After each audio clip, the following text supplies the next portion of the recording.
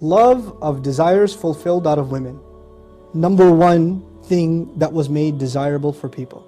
Nowadays, you want to buy a car, half-naked woman standing next to it in the ad. What does beer have to do with women? Nothing. But they want to sell it through women. Use women as objects, right? The first desire that people have, multi-million dollar, billion dollar industry, pornography. Selling what? Desire of man for women. That's what it's selling, right?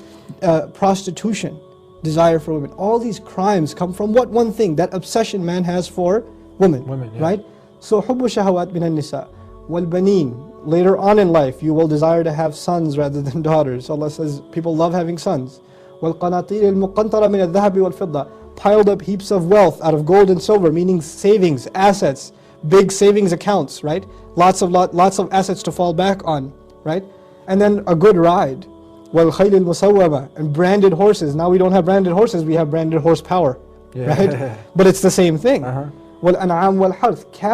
Cattle refers to your investments, because cattle in the old day was the investment that you do. But its career, really, what it's referring to. And harth, the return on your investment, the crop that comes out of that investment. These are things that people are obsessed with. And if you find people nowadays, worldly people that are not concerned with religion, what are they obsessed about? Look at what they're doing.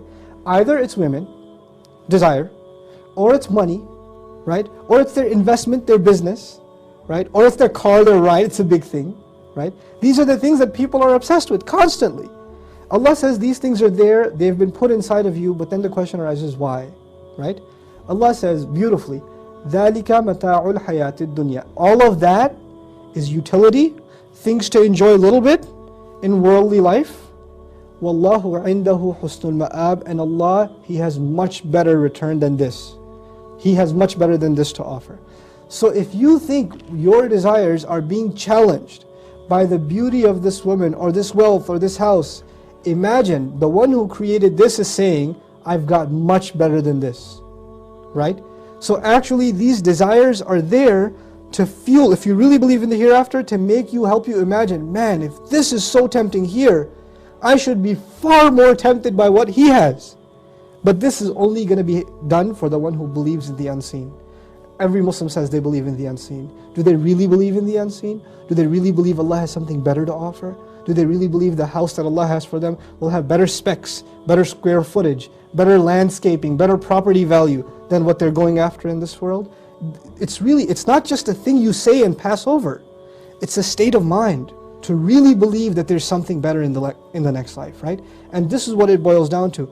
These desires have been put in us to see, in the end, is your belief in the next life and better things in the next life stronger, or would you rather take this now?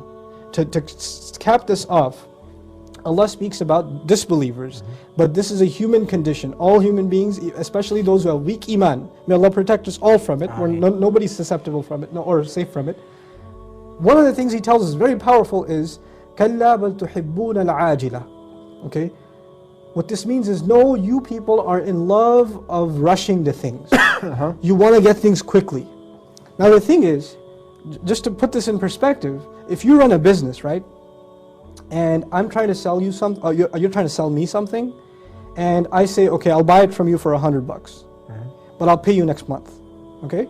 I'll pay you $100, but next month. Another customer walks in and says, I'll pay you $90, but I'll pay you cash right now. You know what a good businessman will take? The $100 next month or the $90 cash right now? He'll take the $90 cash. Why? Because we love getting things immediately. We don't want to wait. You know, in business they say time is money. That attitude. Want to get everything now. So now here's the picture. Allah, our Lord, tells us, I will give you a house. I will fulfill every last one of your fantasies. Every last one of them. There's nothing in your imagination that you desire that you will not get. Everything you will get and more beyond your imagination. But it's not cash, it's credit. If you want that, then you gotta wait. You can have some of this. It's not like you're denying the world. It's not like you can't get married or can't have children, you can't have good life in this world too. You can have them, but I'll put restrictions on it for you.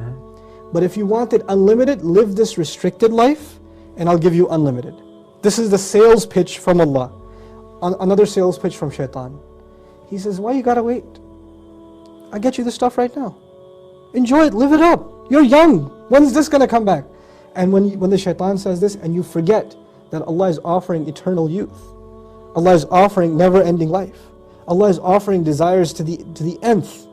You forget all of that, all for what? One weakness? We rush to things. We can't wait. The Messenger of Allah told us, "Ad-dunya sijnul mu'min wa jannatul kafir." Beautiful phrase. He says, this world is the prison of the believer and the paradise of the disbeliever. If you want to turn this world into paradise, then who are you? According to the Messenger's description, you don't really believe in the next.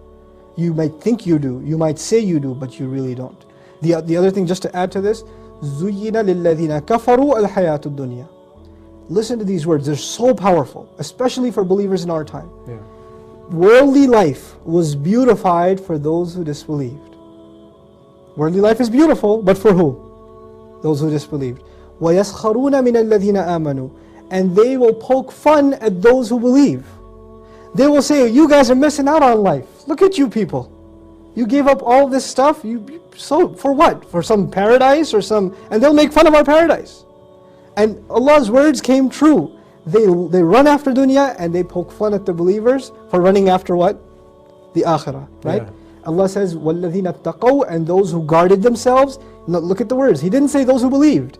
He said those who guarded themselves, those who feared the disobedience of Allah.